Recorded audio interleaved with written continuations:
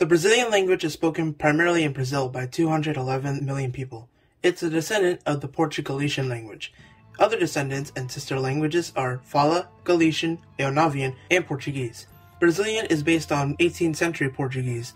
Brazilian is the second most widely spoken Romance language, after Spanish in first place, French in third place, fourth with Portuguese, and fifth with Italian. In the age of colonialism, Portugal, Spain, and England, as well as other European countries, began to explore the world for resources and spread their languages throughout the world. Between the 16th and 19th centuries, Jesuit priests and slaves from Africa also arrived in the New World. Interestingly, the Prince of Portugal actually came to later rule Brazil when it became a kingdom in the 18th century. Portugal's government made efforts to expand the use of Portuguese throughout the colony, which was later followed by Jesuit priests being expelled and prohibited the use of the Nhangatu language. Brazilian resembles that of 18th century Portuguese more than other varieties and dialects, and also has contained many loanwords from its immigrant languages, some of these being Spanish, Italian, English, and Japanese, as well as much influence from native Indian languages and African languages from slaves brought to Brazil. Most features of Brazilian reveal its resemblance to Latin American Spanish, or Latinol, more than Portuguese, and has its own distinct features, but seen primarily in informal speech mostly.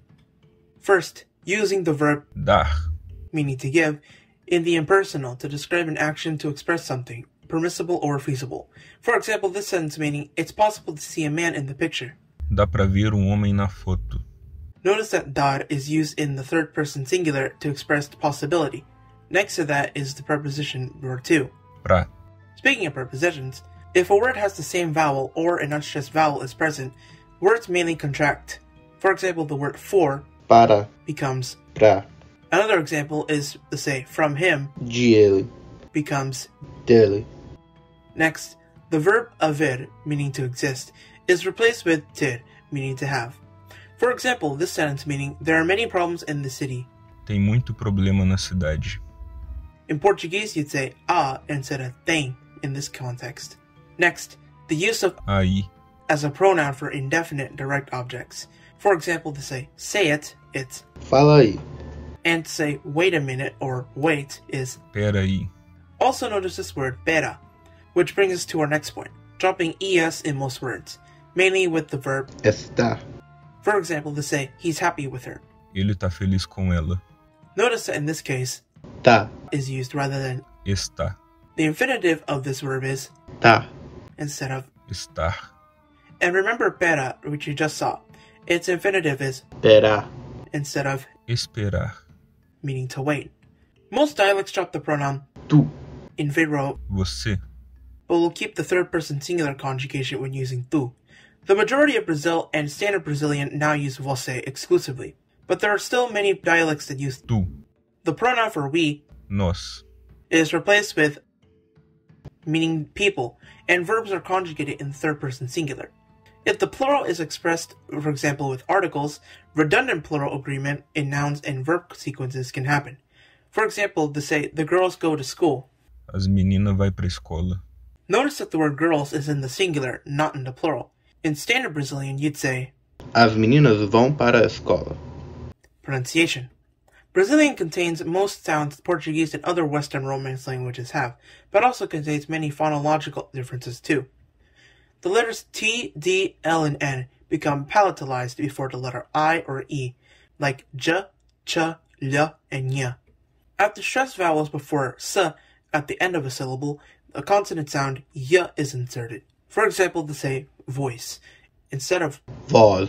you'd say voice. And the word for three, instead of, you'd say três. When L comes at the end of a word, it's pronounced as W, like in the word, Legal.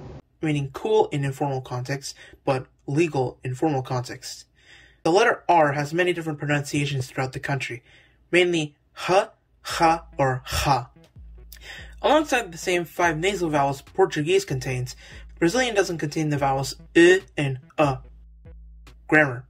Brazilian is a topic prominent language, meaning the verb or object of the sentence comes first. You can say in this context the predicate comes first. For example, to say, I don't know these subjects well. Esses assuntos eu não conheço bem.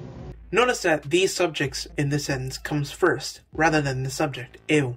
Like Spanish, object pronouns come before the verb, not after, like in Portuguese. And also like Spanish, the present progressive is also formed similarly, with the gerund or present participle. For example, to say, I'm talking to you. Eu te estou falando. Notice right here in this sentence, the object pronoun comes before the main verb in the sentence, and that the gerund or present participle of the verb falar, meaning to speak or talk, is used here instead. Because the pronoun Você, is used for you, the possessives can be either seu, sua, or Dele. Dela. literally of him or of her. And speaking of possessives, most dialects of Brazilian drop the definite article before the possessive adjective or possessive pronoun as well, not like in Portuguese or other Romance languages. Throughout this video, we've seen that Brazilian is quite different from other Romance languages, but also very similar to them. Of course, many people learn Brazilian because it's very easy compared to Portuguese itself. But in some ways, Brazilian does have quirks that make it harder to learn than Portuguese, primarily its vast array of dialects. But if you're interested in learning the Brazilian language, I recommend you check out Brazilian Pod 101. Check the description down below for the link. Anyways, I'd like to thank you all for watching, and I'll see you all in the next video.